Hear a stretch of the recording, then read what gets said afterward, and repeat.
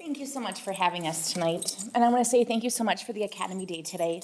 We're really diving into HRS Level 2, so I had the staff, the community, and the students retake the HRS Level 2 survey so we could get more recent results. So today we were really able to go in and dive into the data and really look at it and find our leading indicators and our lagging indicators, and they're all finding fun ways to present the video to showcase our work at Halverson. So I appreciate today to have that happen.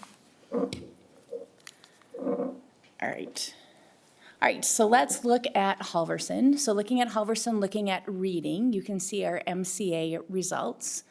Looking at historically, we went from benchmark for using our curriculum, we did CKLA, StoryWorks, and now we're starting our second year of Wit and Wisdom. So this is first year of implementing a new curriculum. So we're beating the odds that way as far as what research says when we first start a new curriculum. Looking at math, we've really been looking at with our, some people have been calling it the instructional leader team, we call it the school leadership team, and diving in because we use Savas for our curriculum, but there's definitely some standards that are not met in there. So what are they? How can we implement them? How can we spread it around the school? So even like in art, for example, we're implementing the word perimeter, adding more vocabulary to different areas to try to beef up our math scores as well for our students. As Tanya and others have mentioned, with science being different, so you can see our science scores. So we went from a science MCAs from a 2-day multiple choice assessment to all of a sudden having this new assessment. We planned for 2 days, it took 4. There was a lot of, they had to type like paragraphs to explain their answers. That was quite different for our students to experience. So we came in at 26%. The state was at 25% and our district was at 18%. So that, of course, is unacceptable. So our SLT has definitely been diving in. We took the performance level descriptors that were shared with us through MDE, and we're looking at those and which grade level are each of the different standards taught at, what's being done, what can we do. We have some that have only been taught in first. It's not fair for those fifth graders to remember it if it's only in first grade. What can we do to spiral that information in? So we've been spending our Tuesday mornings at our SLT really diving in to see what we can do to make a change there. Looking at our e-reading for our K1 and our 2-5. And like Tyler had mentioned, when you look across, you can't go, oh, they went from like 26 to 30. It's different the way we look. So we just want to keep increasing as we go. If not, then we definitely evaluate and look at our data to see math is there as well. All right, our previous action step last year, I said we wanted to go from 36 to 40% on our A reading, and we made our goal, so we were very excited about that. And we really are focusing on that Tier 1 instruction. This year, we're really focusing on that Tier 2 instruction. However, in reflection last year of all the different walkthroughs, there's certain students that you can catch in classrooms that can figure out how to sit there real quietly and getting out of that learning. Well, that's not okay that they're missing out on their education, so what can we do? So we've really been looking at context, particularly element 23 and 24, increasing response rates. So with our new Wit and Wisdom curriculum, it talks about equity sticks. So pulling a stick name so nobody knows who's going to be called on. It's not just the person that raises their hand. So holding everybody accountable. Really going from no hand raising if at all possible, or having somebody share something and calling on somebody else now, add on to that. What could you add on? What more information could you share? So that way every brain has got to be engaged in the lesson and nobody gets out of their learning for that day. Next step, here's our goals in reading to increase, in math, and our SEL. What are we doing to get there? Well, we're really prioritizing our strong Tier 1 instruction for all students. We want that high-quality teaching practice. We're working on school-wide for our HRS level certification, really empowering our PLCs. That's prime time when our teachers can really share, collaborate, and we have all vested parties at the table where they can chat with others and collaborate as well. And then thanks to our Compass training for the 4 hours the last couple of weeks, really looking at FACE, so exploring new approaches to partner with families. So it's been great. Our success coaches have been calling families and saying, what can we do? How are your needs being met? What can we do differently? What can we share? So really partnering with our families to increase their children's educational journey. All right, what questions do you have for me? Kim, can you go back to the pretty pink and purple slide? Yes. Yeah. Do you want it for math, reading. Yes, this one. Yep, So if I'm reading this right, yep,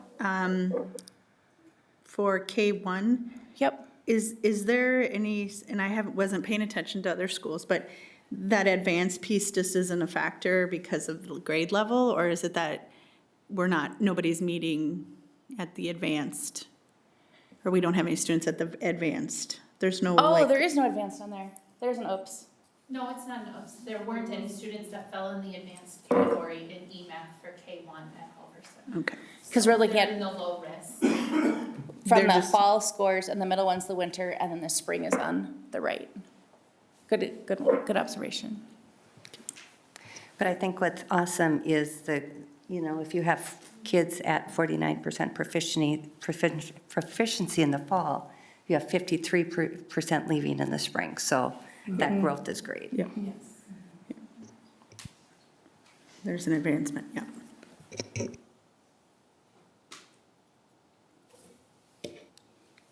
Anything else for Kim? Thank you, Kim. Thank you.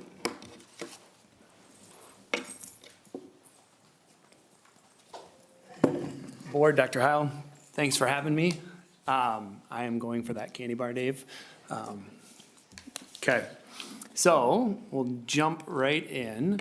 So looking at data first with reading, very similar to what Kim said, with that slight drop this year in 2025 with the adoption of a new reading resource last year, so that you can see articulated out for reading.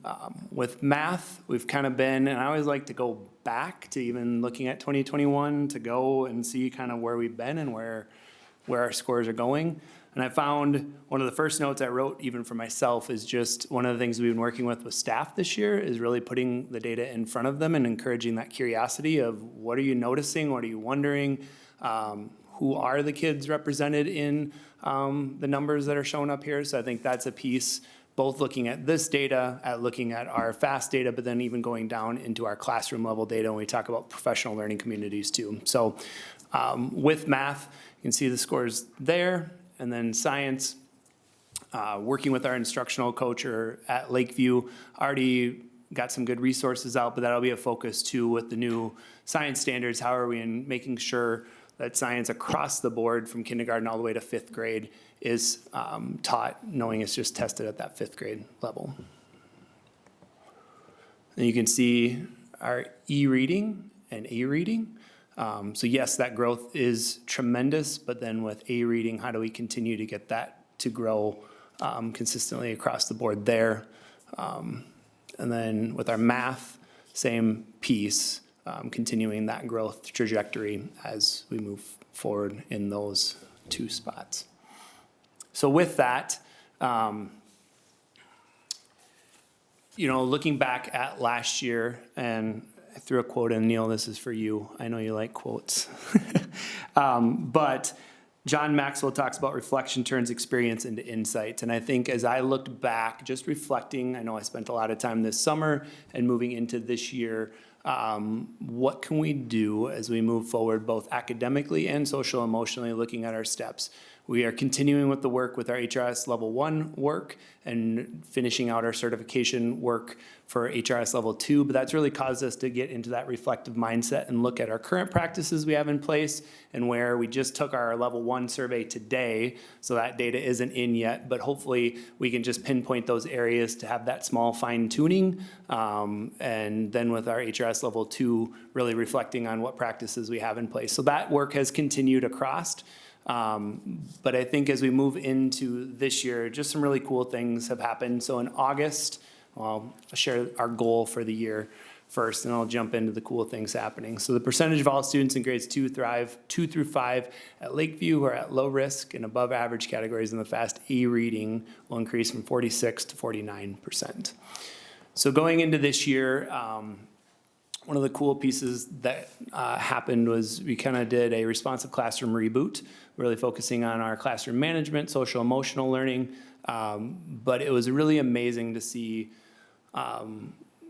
watching our teachers and the empowerment there, and watching just the work that happened. So we have where we had Can Do Kids was kind of what was listed on our walls. And this summer, we were able to kind of rebrand it into Lakeview Cares. So aligning with cooperation, assertiveness, responsibility, empathy, and self-control. So really building those out as a collective team of what that looks like in our hallways, in our lunchroom, across the board. So that was really amazing work. Today, we dug in again to just responsive classroom as we're 8 weeks into the year. We have kids coming back from a 5-day break. What are our steps that we need to take to ensure that we're ready for them when they're returning? So those are just some really neat pieces that have come into play for us around that responsive classroom reboot. Another step that we're taking is just fine-tuning our MTSS process, so that multi-tiered systems of support. So that tier 1 is really important, and that goes into our literacy work I'll talk about below.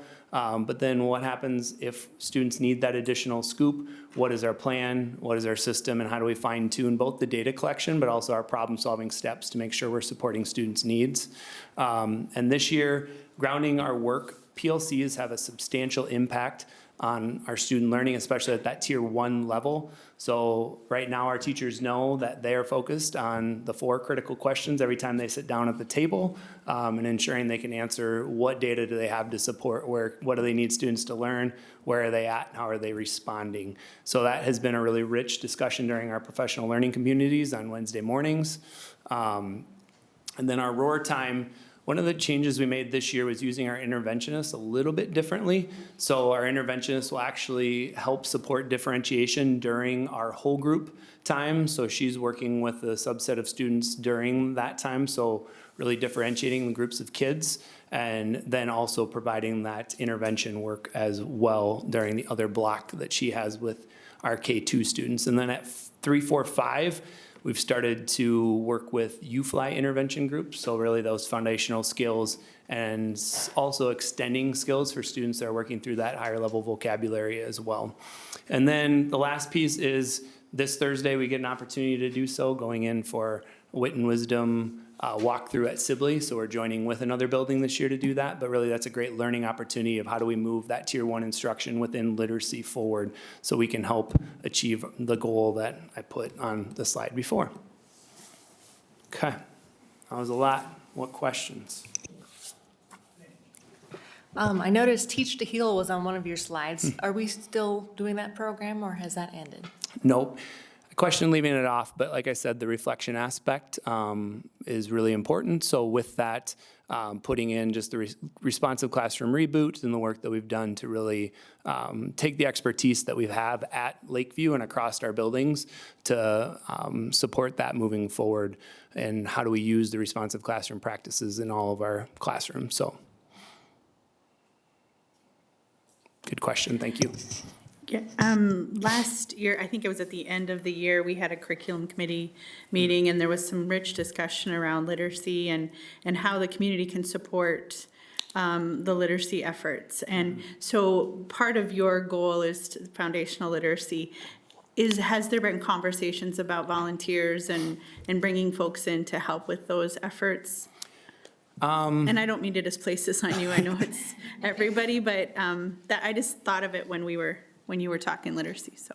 Yeah, no, I think that's a really good point for us to continue to look at of how how can we engage our community? We also, as Kim mentioned, engaged in the family and community engagement learning, and really when we talk about engagement, it isn't a one-way piece, but it's supporting not just those coming in, but supporting all of our families to feel equipped to support their learners academically and social emotionally. So I think that's a key piece that we're really digging into, and I think that would help to kind of encompass what you're talking about, Kim. So, yeah. Just quick clarification, I might go to Tanya from Zach. I just was curious on that, when we do the bar graph at the beginning, the partially meets compared to doesn't meet. What does that mean? Does not meet any? Is it 10%? Is it a normal bell-shaped graph? How does that work out? You know, and that's not a fair question, I got it, but No, anything. it is. So, so like, let's say we're talking about a 3rd grader, you sit at 350, 50 is your middle, so meets is 50 to 59, exceeds is above that. And then below, there's a 40 to 49, and then below 40 is does not meet. Okay, And it's split that way, so it starts with a 3 for third grade, 4 for fourth grade, 5 for fifth grade, and it's split that direction. good, thanks. Any other questions for me? All right.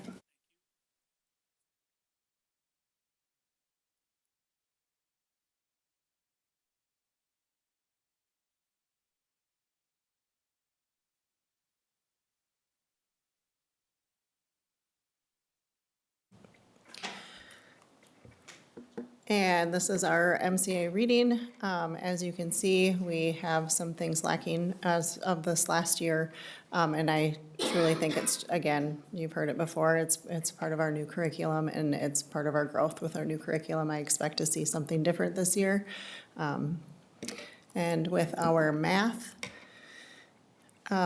again, we have some room for improvement, and there's some things that we have discussed as all four of our elementary buildings on how we are doing math. I mean, down to even the order of the topics. So we're trying some new things this year just to see how that helps.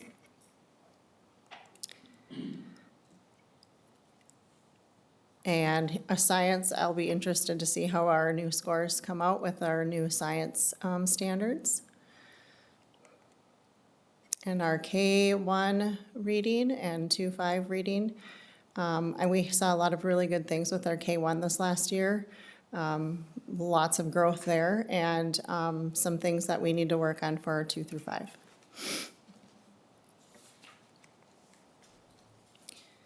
And for math, again, we have some work to do with our math, and I think we've recognized that, and we're going back to some of our basics with our math. So this is our goal for this year. Our students in grades 2-5 at Sibley, who are at low risk or above average, will increase from 41% to 44% in the spring. And some of the things that we're doing is that we're focusing on that tier 1 reading instruction, and we're focused on that growth for all of our readers. Some of the things that we're working on for K2, and it comes along with our science of reading, is the daily explicit phonemic awareness, phonics, fluency, vocabulary, comprehension. And for third through fifth grade, you can see that we're working on some of that complex text. That's one of the things that I think Wit and Wisdom has brought to us. And I think it's something that I believe is going to be really good for our kids.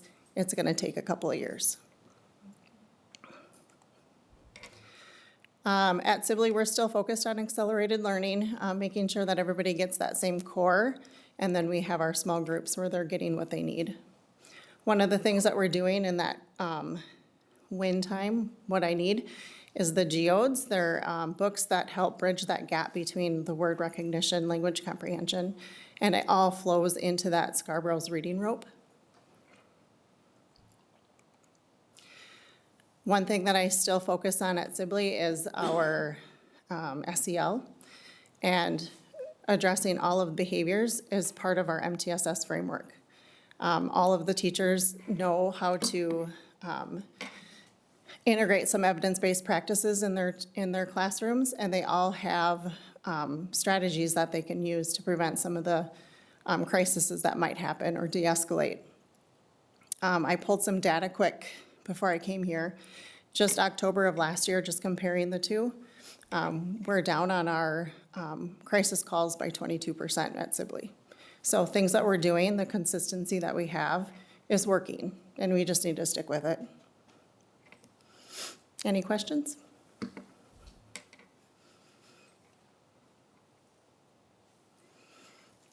Perfect. Tyler, Christie. Sorry, Tyler.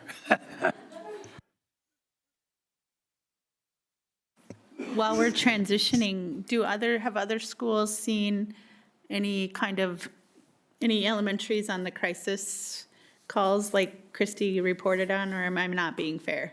I don't know if everybody's compared like that. Like I said, I pulled it right before I came here. Okay. Just because I have noticed it, and I'm sure they all have, because we are all still doing the same things. Okay. And working with our teachers and what they need to do. We have this new thing where and I had a high school business one.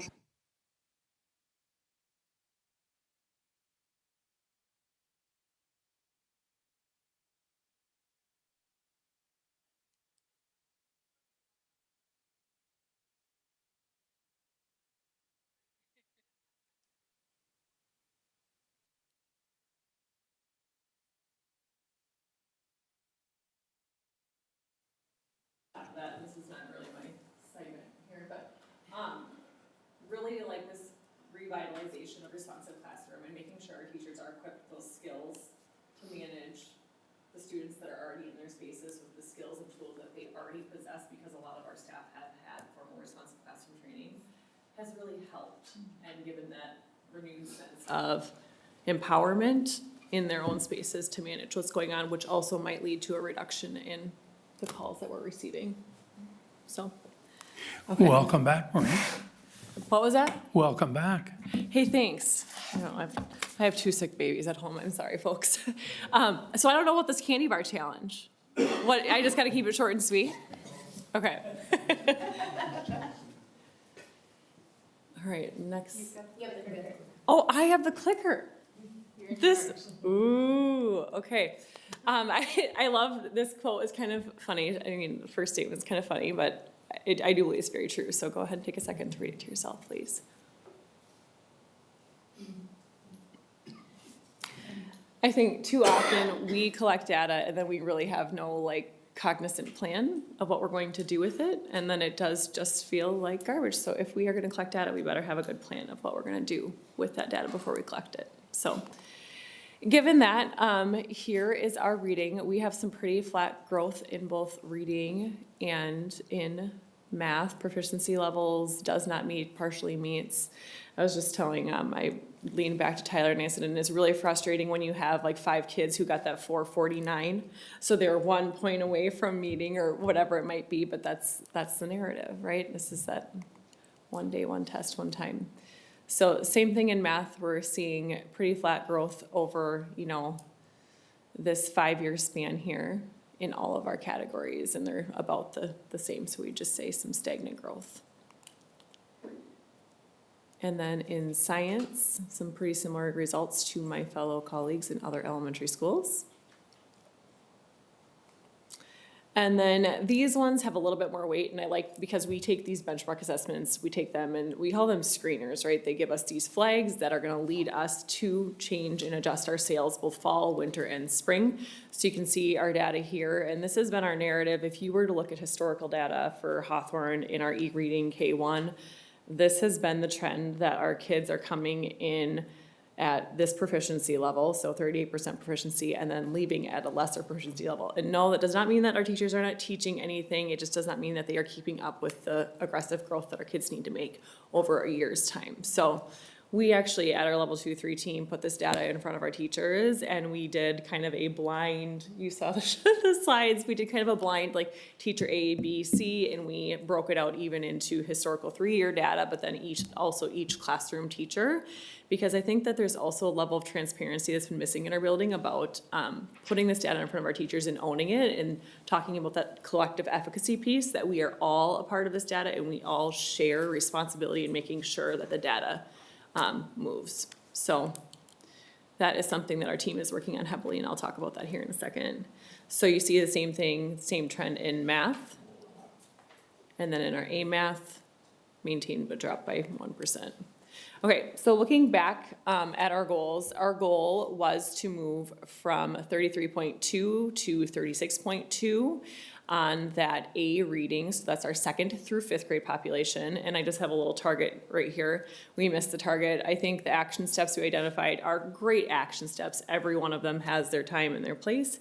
However, I think that is far too much. Kind of stripping it back and going to the less is more and what's gonna be the most bang for our buck here is where we're gonna go to reach this goal. So our goal is very similar in nature. We're trying to increase the scores of our A reading from 33.5 to 36.5. So that's again our 2nd through 5th graders captured in this population by spring 2026. So the things that we're committing to at Hawthorne to do this, to move the needle for kids, are building collective efficacy. So I just talked about that. And if you look at John Hattie's work, we know that collective efficacy has the highest effect size on student learning. And it's that power that we all, as a collective whole, believe that we can make a difference for kids. So building that and building it on purpose. We commit to using data to drive every instructional decision, especially in literacy. So we really want to make literacy the one focal point. Again, we are not going to forget about our science or our math or anything like that. But I think if we can do one thing and do it really well, I think then that leads to success in other areas. And literacy is where we want to focus that effort. And then we really want to bring families in as true partners. I think we always say we're all about family and community engagement, but if we truly strip it back and look at the opportunities that we're providing for families to engage with our space and really be partners in their child's education, I would say we're missing the mark a little bit there too. So we have some plans to do that. So how will we know? So what's this gonna look like? What's it gonna sound like? What's it gonna feel like? Our teachers have been creating these charts with our kids with that responsive classroom as their priority, right? But what does that look like, sound like, feel like as far as evidence is concerned for these things? So our collective efficacy is gonna be monitored by our HRS Level 1 team. And some things that they're gonna do is we're really going to be monitoring our use of we language, right? Are we talking about successes and challenges with a solution focus at the table? And then our celebrations grounded in data and growth, right? Student growth. And we're talking about what we collectively have done to lead or not lead to that growth. So that's just some of the things we'll do for that. Again, monitored by our HRS Level 1 team, so that safe, supportive, collaborative culture. And then our evidence of data-driven instruction, especially again in literacy, is gonna be monitored and reviewed by our HRS Levels 2 and 3 team. So that's really about all that effective teaching in every classroom. So making sure that our instructional groups or instructional decisions, like both whole group, small group, intervention, any instructional decision can be tied to data. So if you were to ask a teacher, what is my data telling me? What am I gonna do about it? And is it working? Our teachers should be able to answer that question. That's actually our opening question of this Level 2-3 meeting. And when you ask every teacher around the table to go around and say that, like, okay, let's talk about your PLCs. You just had them yesterday. What was your data telling you? What are you gonna do about it? The first time we asked it, I think they were a little bit shocked, but it's just that accountability piece, because you can't be at every table all the time to monitor every conversation. But that's one way that we're, again, making sure our data-driven instruction is our priority, because our teachers know what cycle work is. They know what effective PLCs look like. And now, are they always doing that? That's something that we are working on, is to make sure that there's accountability to that. And ultimately, we're gonna see those gaps shrinking in those benchmarks, in our progress monitors, in the summative and formative data that we collect in our classrooms. And then in this strong school and family partnerships pieces, this will also be monitored by our HRS Level 1 team. We also all have these FACE teams, so FACE is standing for that family and community engagement. We are going through, we just actually had our second session on Wednesday before we left, right? Wednesday before we left. But they are tasked with like interviewing different demographics and families from different demographics, coming back with that data, and we're doing some assessments of our sites currently. Like, there's all these different indicators, right? But are you an open door school? Are you like a only if you call school? So we're really taking a close look at being purposeful in that family and community engagement. But we really want to articulate to families how they can support their child in their learning. And I think that's just a little bit of educating. We need to educate. I think if families had the means and the education to support their child in a way that was going to be beneficial and productive for their success academically, they would. I think sometimes they just don't know where to start. So being really purposeful about that. And that's it. I don't think I beat someone else. What's your timer? Any questions? Questions? Mine is for all of elementary, just not you, Marie. Yeah. The cohort data, have you looked at that? So a first grader moving to second, to third, to fourth. I mean, that's a data, I think that's more impactful, just not a one-year snapshot of a grade Yep. level. Tomorrow? Yeah. Oh, but Yes. yeah, we're not seeing it tomorrow, you are, okay, got it. I would be interested in seeing the cohort Yeah. data. We're talking about these data protocols, and that was actually something that our Level 2-3 team unpacked, because then our fifth grade teachers were like, well, I want to know where my kids were Sixth at grade, yeah. last year. And so they were able, like, even in this little, and we had one grade level rep from each of our grades at our Level 2-3 team, and then they were going through our slides, which we hadn't organized them that way. But you could see they're all frantically clicking. We were trying to figure it out, but it was following the cohort data to see where their kids, and the fourth grade teachers wanted to know where the fifth graders came in the fall. Like, did they retain over the summer? So definitely some data analysis protocols that we're going to be engaging with. Okay. Thank you, Marie. Thank you.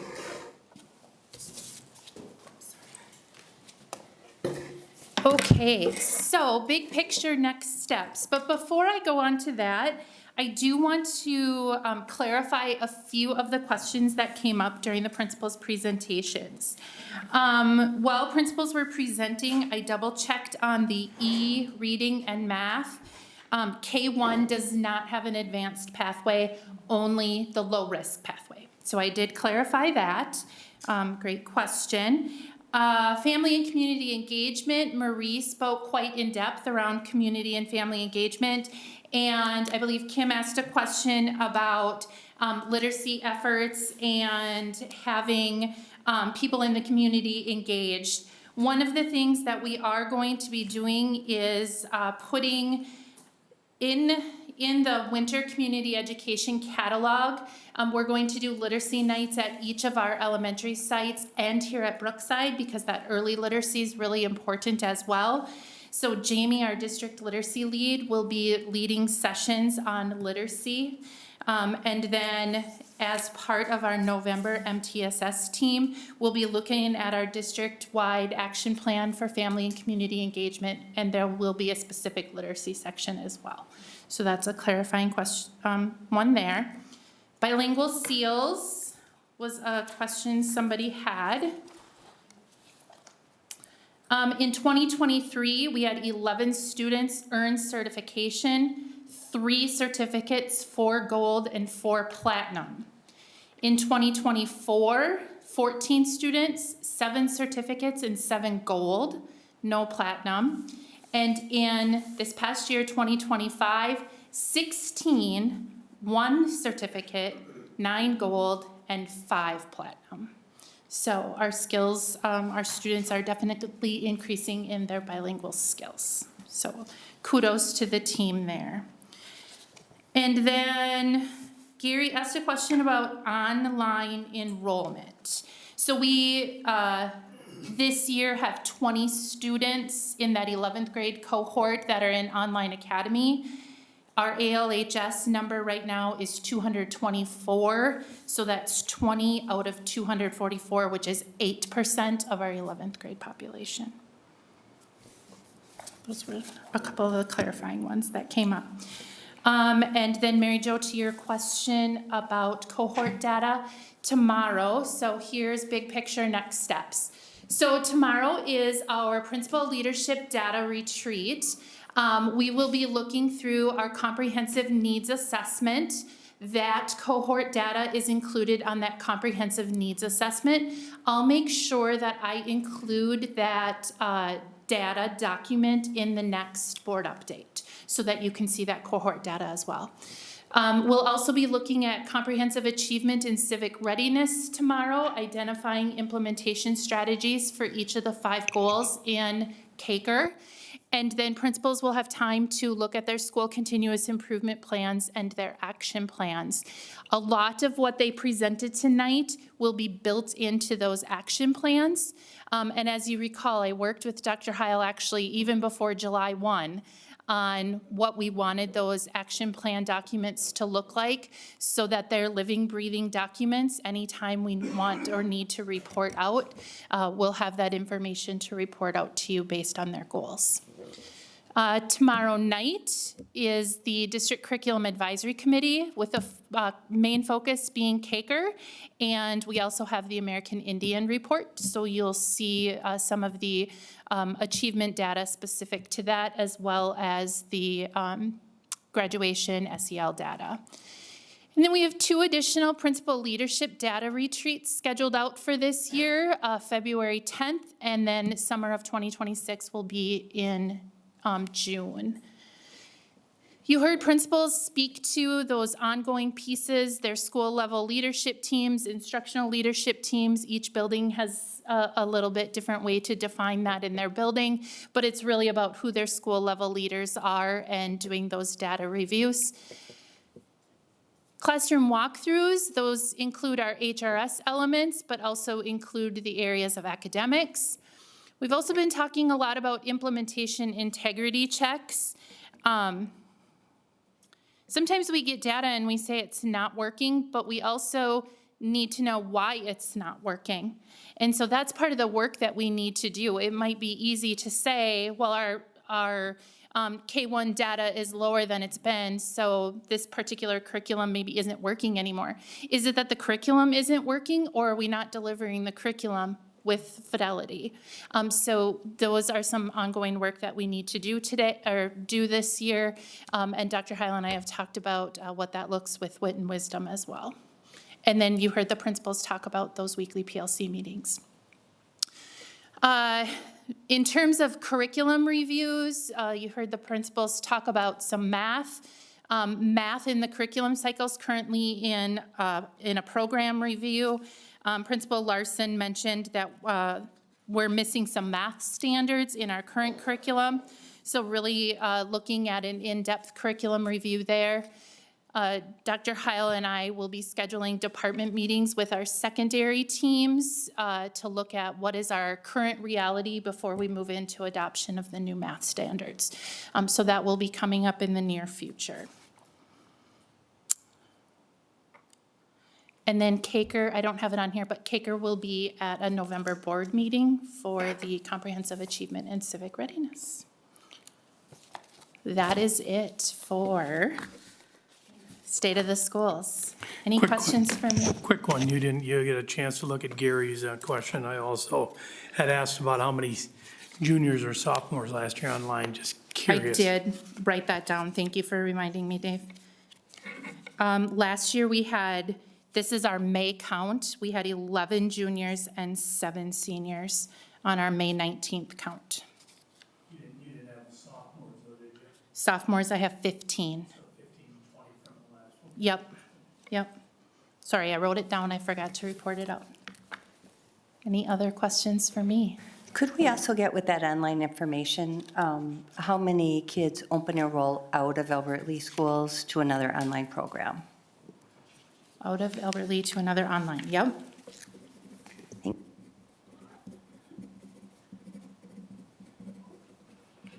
Any other questions? All right, thank you for your time this evening. I know that State of the Schools is a long presentation, but we appreciate your time. Thank you.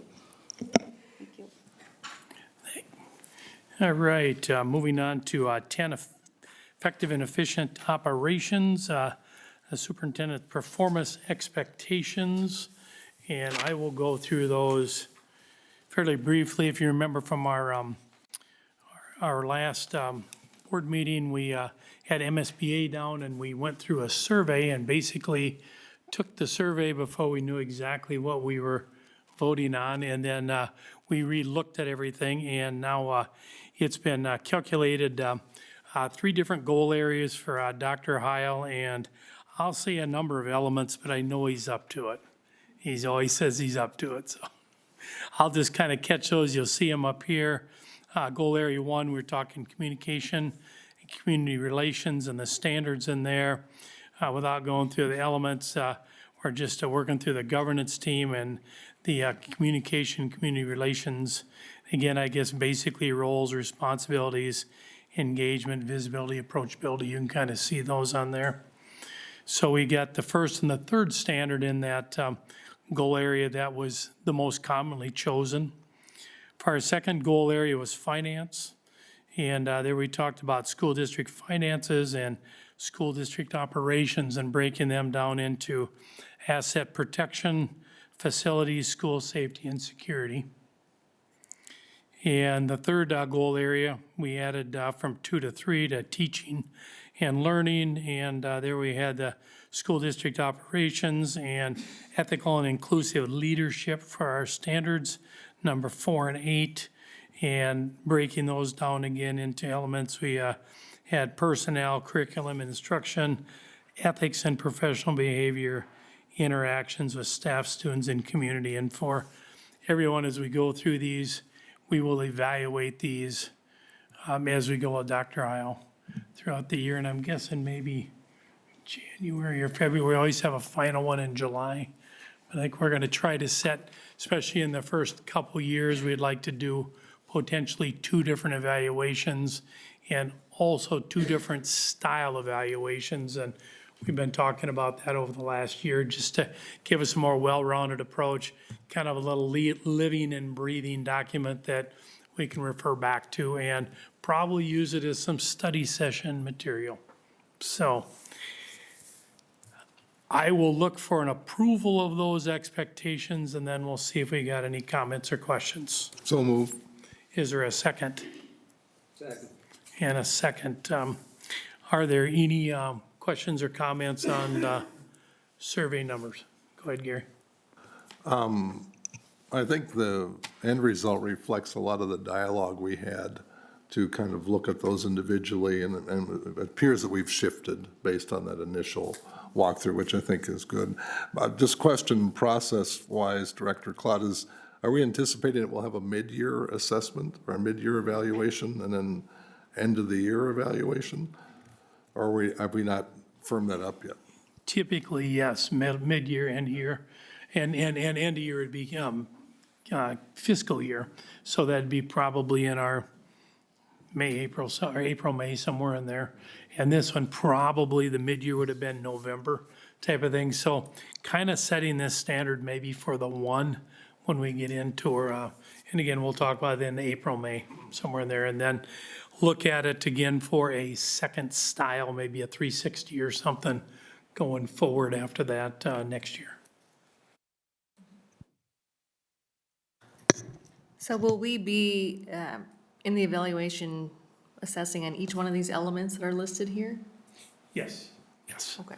And I believe there were questions in the manual that we could use toward each one of those elements and standards. And these do cover the areas of concern that I had in my goals. Are these too many elements for you, or is this good? Kind of in my day-to-day, it'll just be a lot of data for me to track and keep up with, but in my day-to-day, I'm in all of those, so it's just a matter of providing all the evidence for you to show what's been done and where I'm going.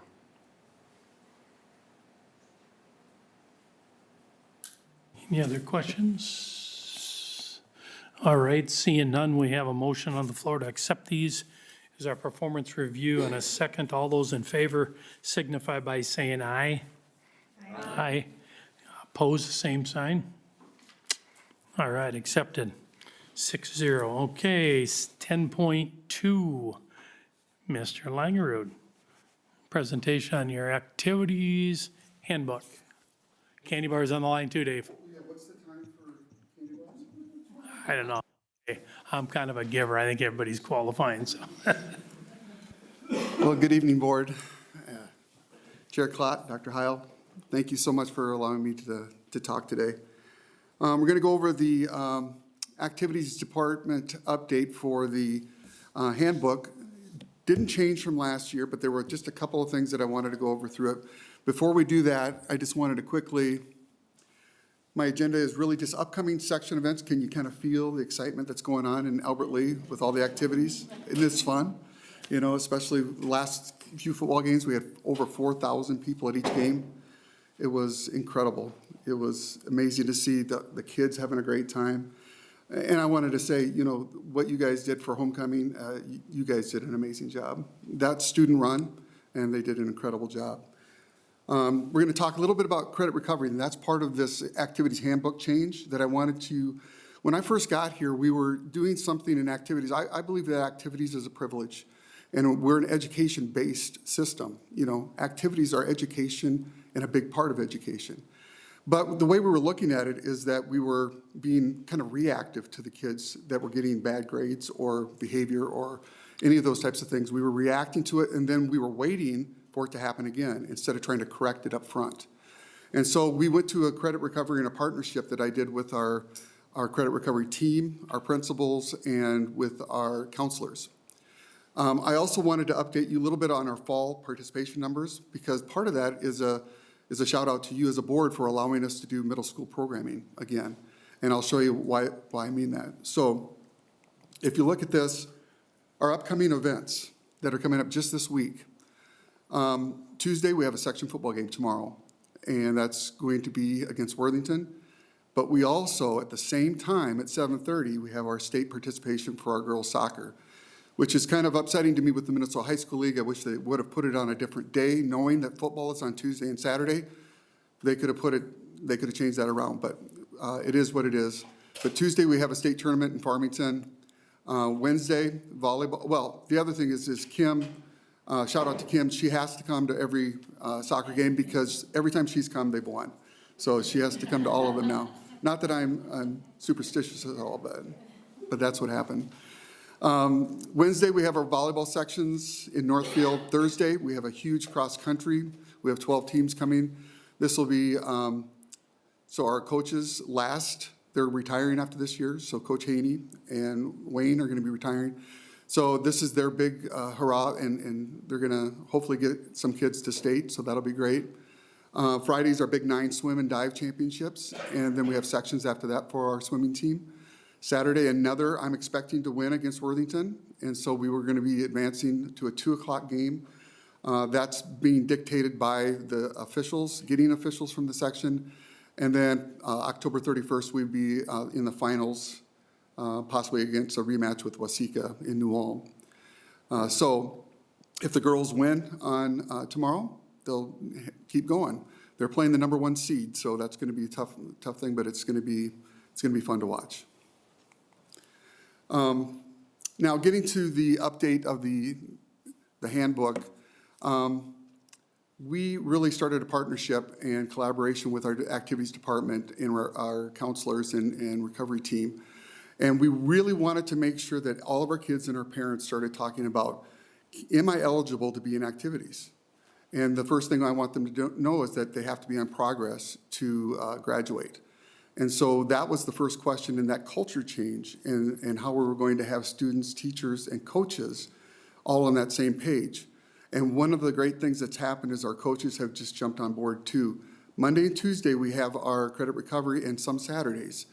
And on Mondays or Tuesdays, the coaches are allowing those kids that are credit deficient to go into after school to get some of their homework done before they go into practice. So we're trying to build that so they can actually get help to get their credits up, because we want them all to graduate. With our 7th and 8th graders, it's a little bit different because they're not getting the credits toward graduation, but we're running, and along with Principal Johnson and AD Cates, they have done an amazing job making sure that the kids are running grades.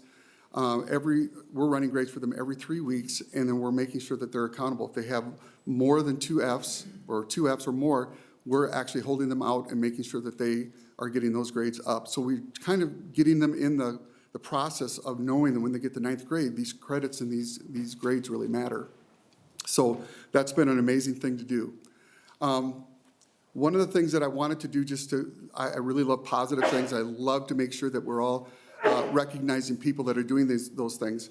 I wanted to bring up Jen Henschel, and Jen is one of my partners. So if Jen will come up, I just wanted her to share a little bit about what credit recovery was and what it is now. Thank you. Hello. Credit recovery is actually one of my favorite times of the day. We meet Mondays and Tuesdays after school for 3 to 4:30, and when we started talking about athletes and students and activities needing to be on track for graduation in order to participate, we decided we needed more time to make sure that they had the opportunity to do that. And so I talked to Dave, and then Dave and I talked to Johanna about a Saturday school. So one Saturday a month from 8 to noon, we let kids come in, and they have that 4-hour block to work on credit recovery. We typically have 25 to 35 students who come in on a Saturday on their time off, and it's been absolutely wonderful. I think the change to focusing on academics has really improved the culture of the school, and kids know that academics come first. Our first Saturday school of the year was on October 11th, and we had 6 credits earned in that 4-hour block, and that is phenomenal. And one of the things that we do now, since last year, is that we're celebrating every single credit that's earned. We have a bell on my desk, and when kids earn the credit, they come and they ring the bell, everyone celebrates. And one of the best celebrations we had happened last week. We had one of our athletes get on track, and they are going to be able to participate now at the end of the season. But we did an all-call, and the coach came down, and the entire team came down and celebrated. It was absolutely beautiful. So it's been a lot of fun to see the culture change around credit recovery and have the celebrations, and for staff, students, and coaches, and parents to know that academics come first. And a lot of that is credit to Dave with this change in what he's doing.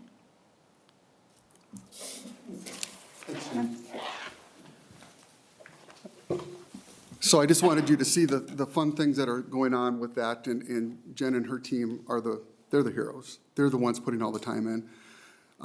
We're just expecting and giving high expectations to our kids that if they want to be in activities, they have to have the grades. These are core classes, and we want them to graduate, and we want them to have the best experiences. But that's what one of the things that we're doing. Quickly, fall participation. I want to thank the board for this, because our programming for middle school and our youth are what's driving this. You can see that football had a little bit of a dip this year with the number of students that we had go out for football, but everything else you can see has gone up tremendously. You know, girls soccer from 43 to 55, boys soccer from 51 to 78, 123 kids out for volleyball. And so it's getting better, and we're growing that culture, and we're getting competitive, and that's fun. But we're also we're having more kids that are involved in something outside of just school. And like my goal has always been to have our kids in at least one activity. The handbook, there's really nothing that's changed other than we've gone from trimesters to semesters, and we've done that credit recovery. Other than that, it is exactly the same as it was last year that you voted on.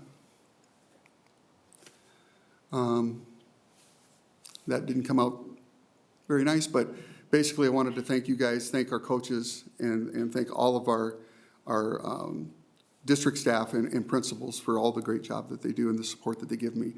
The other thing is I loved seeing what you're going to be voting on or doing evaluations on Dr. Heil. One of the things that I hope that you do is ask us for some input on that. My background is that when I was at St. Cloud, I was there for 10 years, and I had 6 principals, I had 2 superintendents, and I had 29 assistant principals in my 10 years. At Albert Lee, I've had 2 principals, I've had 3 superintendents, and I've had 5 assistant principals. And you guys picked a good one here. He's been at he's been at more events in the last 2 months than I've ever had any superintendent be at. I've had more conversations. I've been sick I had some cancer, and he's been tremendously supportive and helping me through some of those things as I go through chemo and stuff like that. So it has been amazing to have somebody there that's a partner and actually there for us. So thank you for that. And hopefully you'll be able to see more and more of that. I know that he's a better networker than John Double even right now, because he seems to know everybody already. And that if you know John, you know that John knows everybody. So, but any questions for me? Part of the secret is teaming up with John a little bit. Yeah. Yeah, I took out Dr. Heil and the mayor for lunch. I said, you guys gotta meet, you gotta know these people, you gotta connect and stuff like this. It's never happened in the past. And so they went out, and then a month later, we're going around for the parade. And he's sitting there, John, Jim, he knows everybody. I'm like, what in the world? He already knows everybody. So this is great. So thank you for that. It's been wonderful. That's all. Well, thank you for all your work, because I know behind the scenes, there's lots of hours that go into this, and you've been persistent, and the culture's changed, and I think you'll probably have a lot of work ahead as we even see transition between the old guard coaching and the new guard coming in. Yep. And that's going to be great for the kids too, as things modernize for them. So, thank you. Right, and the key though is like, Neil and you guys, we need the mentoring for those new coaches. So we need you around to help mentor those people. So we'll do it together. Couple of quick questions, Dave. To what extent do you suppose the increase in participation is a result of the actual waiving the participation fee, which we did about, I don't know, 5, 6 years ago? Yeah, well, at some point, I'd like to come back and talk to you guys a little bit about those kind of things, and also with the online schooling and kids moving and staying in the district but going to different online schools, and we can talk about that at a different time. But I would say that the introduction earlier to these kids to the activities has been a big part of it, having coaches and stuff down at the junior high level. Absolutely, taking any of those roadblocks away money-wise, or but we're trying to do things with transportation. How do we get more transportation for our kids so after school they get to go home without the parents having to come pick them up? Can we have some transportation that way? But I think that has been a big part of it, is taking those obstacles away from the money, but also introducing much earlier that they're participating. Yeah, and some of those things that you mentioned, like transportation, falls on the responsibility of the coach. I know as Coach Goodnature was great at arranging for kids who needed just about anything. Right. One other question. As I recall long ago, we had a grade book program that called Grade Quick, I think. And as a teacher and a coach, I could dial in on any student athlete I had. I could find out what they were doing, how well they were doing immediately. I mean, at this moment, and I could monitor that. And then something changed and that went away. Do coaches have that capability? Can I, as a coach, dial up what a student that's, perhaps not doing real well in his class and keeping up on things? I know that changed, and it was so convenient for me to be able to monitor immediately how well that student was doing. Right. And so we do have that capability now. We have phone apps and things with Arbiter that our coaches have, that they can get contact information, they get medical information. But we also have the attendance information that comes out, as well as discipline and grades that we pull for all of our coaches whenever they'd like, but we do it every 2 weeks. And we'll send those, but they actually get that on their phone for attendance. And they'll be able to look that up, and then they actually take attendance there to make sure so if a student has missed part of the day and they can't practice, they'll know that. And they'll be able to take that attendance and make sure that they're participating or not participating based on that. But grades is a big one, and that's why I've changed to the credit recovery and on Pace to Graduate, is because we want our coaches to see that, and they can actually go further than that. I mean, if they're on Pace to Graduate, but they're getting 2 or 3 Fs in a semester, the coaches still have the ability to pull them out and say, hey, no, we need you to be getting to class before you can start participating in an event again. We want them to be at practice. But yes, we do have now the technology to be able to give all their coaches online that they can take a look and see exactly what's going on, especially that emergency information. So if they need that, they can look it right up. Yep. Thank you for all the information, and thank you, Jen. She is the face of credit recovery forever in Yes. Elberly. You get a queen, you get a crown for that. And the Saturday school, awesome. Yeah. So my questions with that is, we don't provide transportation? No. No, okay. And then, do the credit recovery teachers rotate? How are the teachers working through the Saturdays? Yeah. That would be a better. I know Jen's there all the time. So there's transportation to some places on Monday and Tuesday after school. There's no transportation for Saturday school. And then Jackie Richter and myself, we are the 2 credit recovery teachers at this time, and we're both there. We just figure one teacher shouldn't be alone on Saturday, so we're both there each time.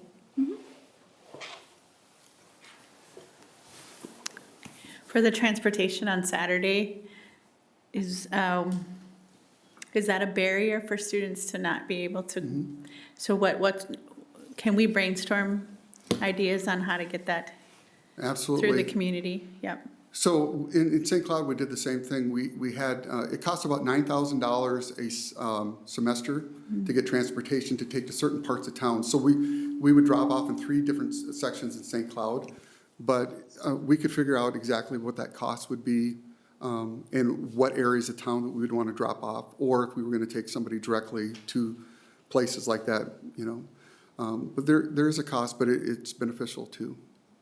I think if we can, as a community, raise $45,000 for an entrepreneur program, I think we can figure out a way to do this. Also, kudos to both of you on the initiative and the innovation on how to make this happen. Yeah. Schools all over the state struggle with this piece and are scrutinized about it. And I think we should be very proud, and I love that we're celebrating, but this is huge because it's also setting a culture of that academics is first. And thank you for that. I appreciate it. I know we do. Yeah. Yeah, and I think setting that standard with our academics helps in their activities. I think that they understand they're talking about it before they even start getting signed up. They go, we got to get our grades going. The last thing I just wanted up to you was on the adapted. I didn't get a chance to update you on that. We've been having several surveys that we send out. Sheila Reba and I have been working together. She's gotten all the stuff out for surveys to find out who is interested in that. Last Wednesday, we had a meeting with families and asked them to come into the school. We had 7 families that showed up, very interested. It's still moving forward. We just want to make sure that we get all the data before we present it to you for any funding types of options. But it's going forward. We're going to talk to other districts to see if they want to be part of this as well. Still very excited about giving an opportunity for our special needs kids that they can have activities in their educational experience too.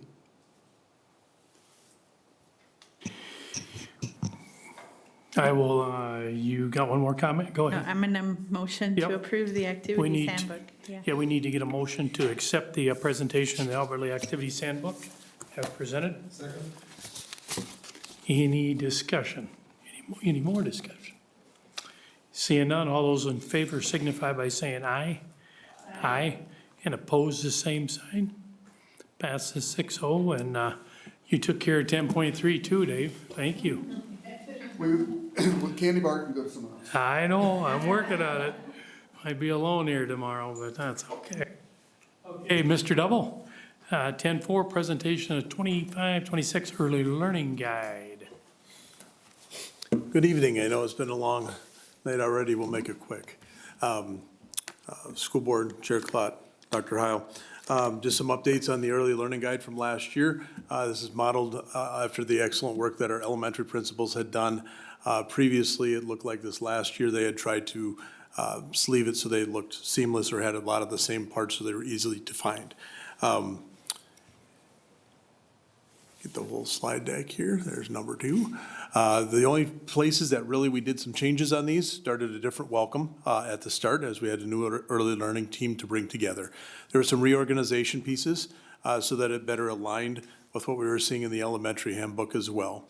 The previous handbook had all of our staff contacts in it, and we reduced that down to just the ones that they would need to know in the office. Since our offices or our families also deal with paying tuition, making sure they know how to directly get their tuition questions answered as well, instead of where they're calling for their attendance, made sense to have that in the book. The other minor changes that we went through were just updating information to make it current, rewording a couple of things for just a better flow of the language, and just making sure that those contacts are direct with links. It is up on the website as well. Whoops, I think I broke it. There we go. Any questions?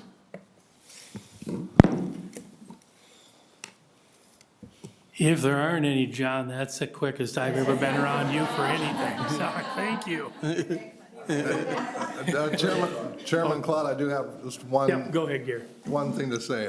I have a grandkid in the 4 preschool, and John is very engaged with his staff and those kids. It's really impressive. I think my grandson calls him Uncle John because he's had to intervene. a couple times to help him with his emotional development. But your engagement in this is impressive, because I know you have a full plate. And I, for one, am very impressed with the work you do here. And your staff. Thank you. Make a motion? Oh, yeah, so moved. Is there a second? Gary, second. Any other discussion? All right, seeing none, all those in favor of the early learning guide as read signify by saying aye. Aye. Opposed, the same sign. Thank you, sir. Thank you. Okay, Sheila. Oh, now we're gonna talk Yeah. policies. Okay, first up, policy 707, transportation of a public school student. Child with a disability was defined in statute, and so this policy is aligning that language to statute. The revisions come under the special education students, students with a disability, and students with temporary disabilities section. Those revisions are included the child with a disability, children with disabilities, and that again aligns with statute. They did take out, under section B, resident students with disabilities whose disabling condition. They got rid of the language to just state students with disabilities. Any questions? Okay, thank you.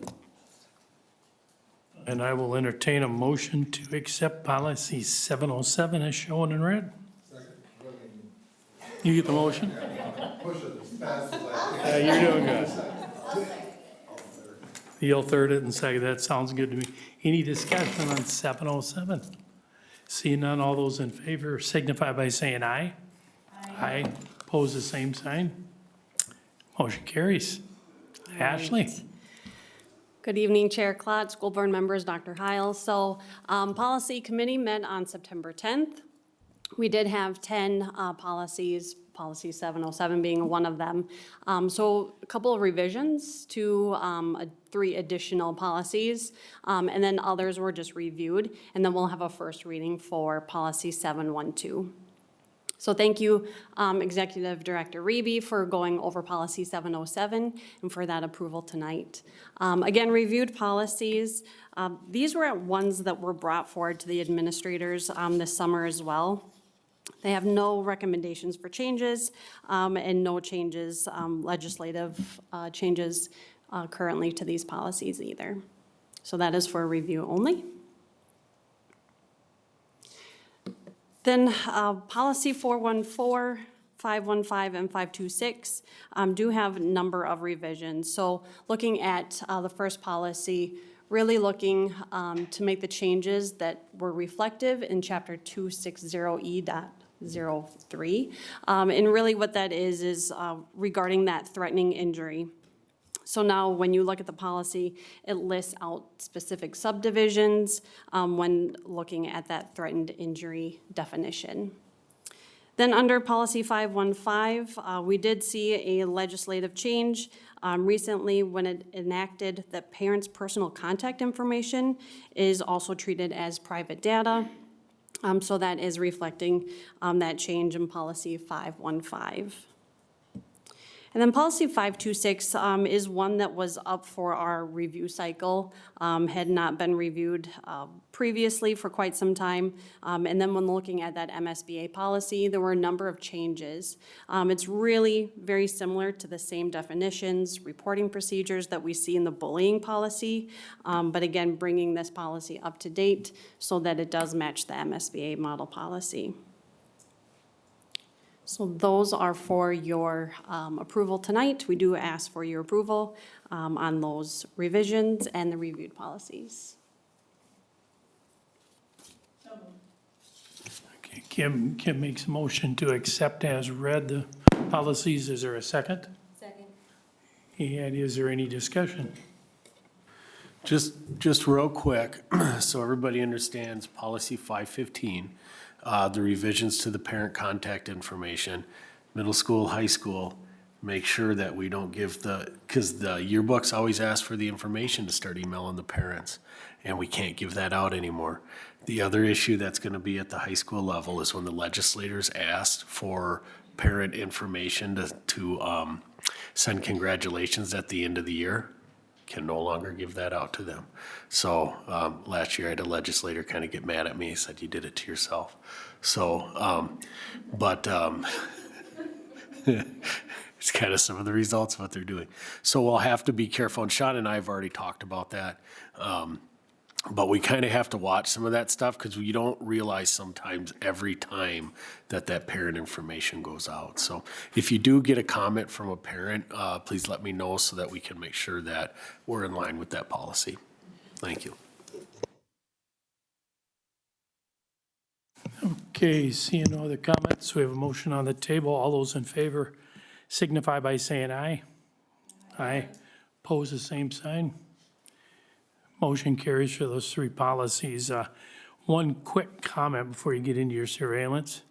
I will just say that from my seat as a District 1 MSBA director, I work with 71 schools. There's a high percentage of schools that do not go through their policies. And I warn them different times in a nice way of saying, did you realize, and I guess I'm a liability guy, what kind of liability you're running in that district? We do an excellent job here. Many times, I mean, we got a great committee and Ashley's doing, but so many times it's like, yeah, we need to go through these. There's some of these revisions that take place that if we don't adopt them technically, we could be in big trouble. So thank you for always reviewing these. We're trying to get that message out. So again, like I said, it's just a thank you that we've got persistence. And that's been probably for the last 8-10 years I've been around. So thank you. Okay, Ashley, go ahead. Sorry. Yes, thank you to the policy committee for their work on these policies as well. So that leads us into policy 712, video surveillance other than on buses. So tonight, this is a first reading that we are bringing forward. Again, the policy committee did review this in September. This is a MSBA model policy as well, and really the purpose of this policy is just to state that video electronic surveillance and monitoring activity on school property, protecting the health, welfare, and safety of students, staff, visitors, school district property. Again, just listing that there may be video surveillance on school district buildings and grounds. So tonight is a first reading. I think it's just important to, and you put an emphasis on it, but this is may. It gives us the option to do it. It's not something that's going to immediately going to occur across all of our buildings.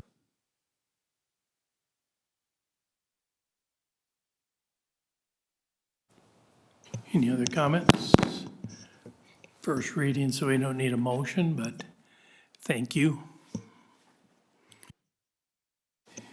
Okay, that brings us to 10.8, which is our closed session. So pursuant to Minnesota statute, section 13D.03, labor negotiations, I need a motion to go into closed session. Is there a second? Second.